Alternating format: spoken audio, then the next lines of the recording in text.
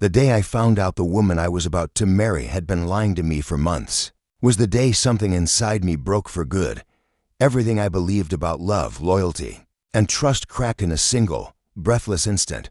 What I discovered didn't just shatter my heart, it upended my entire reality. And what I did next, even I couldn't have predicted it. My name is Alex. I was engaged to Emily, the woman I thought I'd grow old with, the one I believed would be the mother of my children, my partner in all things. We'd been together for over 4 years, and from the outside, we looked perfect. People envied us. Friends called us relationship goals. We were planning our wedding, had been for months. The venue was booked, the guest list finalized, the rings chosen. Everything seemed to be falling into place. Emily was a force of nature, magnetic, confident, the kind of person who drew attention the moment she entered a room. She was spontaneous, full of life, always the one making people laugh. I was more grounded, quieter, more reserved, but somehow we worked. She pulled me out of my shell. I kept her steady. Or at least, that's the story I told myself every time the doubts crept in. Because over time, little things started to change. At first, they were so subtle I told myself I was imagining it. She'd be late getting home from work, often distracted or distant when we were together. There were nights when she'd leave without saying where she was going. When I asked, she'd shrug, smile vaguely, and say she was meeting friends or had lost track of time. I wanted to believe her. God, I wanted to. But that uneasy feeling wouldn't go away. Then, as the wedding drew closer, her behavior grew harder to ignore. She started going out more often, staying out later each time. It didn't feel like someone under stress from wedding planning, it felt like someone hiding something. I tried to talk to her about it, gently at first. She'd laugh it off. I'm just with the girls. Alex, relax, don't make a big deal out of nothing. But it was a big deal. She was pulling away, and I was the only one trying to hold us together. One night, she came home well past 2 in the morning. Her makeup was smeared, her hair a mess. She wore a short, tight dress I had never seen before, something loud, something deliberately provocative, not her usual style. She avoided my eyes as she dropped her keys and purse by the door and slipped quietly into the bathroom. I followed her with my voice, trying to stay calm even as my chest clenched. Where were you? She answered with her back turned. Out. Just a party. Her tone was flat, detached. She disappeared into the bathroom before I could say more. It wasn't the dress.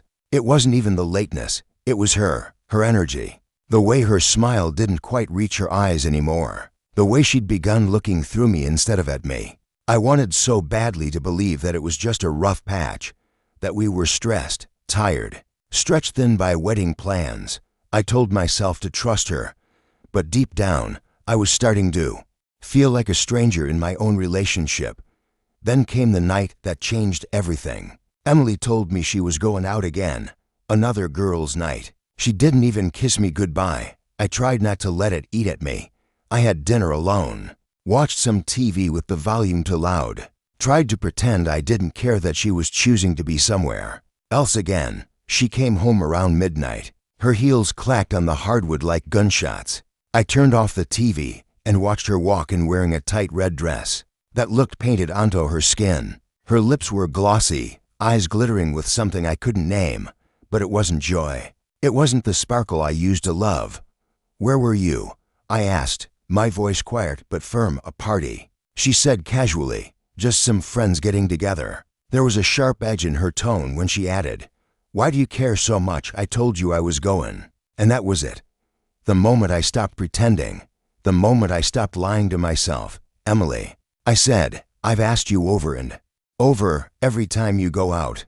I'm the one left feeling like I did something wrong just for wanting time with you.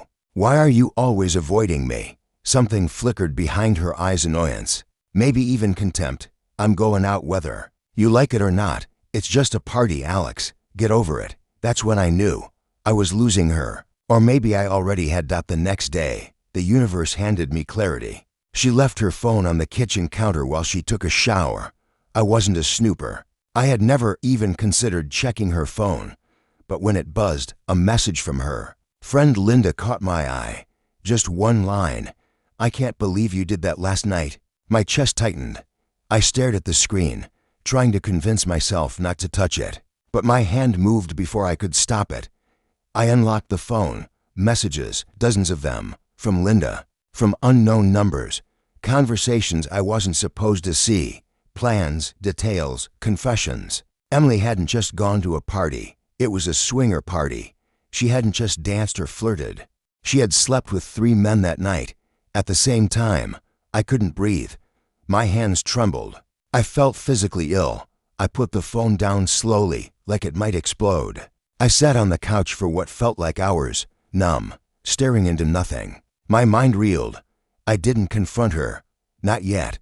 I needed to be sure. 2 nights later, she said she was heading out again with Linda. This time, I followed. My heart pounded the entire drive. I watched from a distance as she and Linda met 2 men at a bar I didn't recognize. Watched her laugh, touch their arms, kiss one of them like it was the most natural thing in the world. My stomach turned. I snapped photos, cold, hard proof. Then I followed them again, this time to a hotel. Watched her walk in with one of them. No hesitation, no glance over her shoulder. I didn't sleep that night. When she came home the next day, she smiled, asked if I wanted takeout, as if nothing had happened. I said nothing. I went upstairs, packed my bags, took off the engagement ring, and left without a word.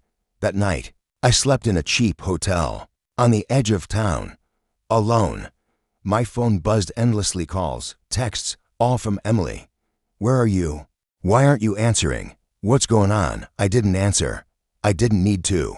She had made her choice. The next day, I canceled everything. The venue, the vendors, the honeymoon. I called off the wedding, blocked her number, and told my family and friends the truth. Then I left the city, started over somewhere new, quietly. No dramatic goodbyes, no announcements. I just packed my life into a moving truck and drove until the memories blurred behind me. Rumors, of course, found me anyway. Word gets around. I heard her life had unraveled. Friends turned their backs. Her family was ashamed. The relationships she tried to build afterward didn't last. She was, according to whispers, a shadow of who she used to be, lost, aimless, untrusted. But none of that mattered to me. She had made her choice, and I had made mine.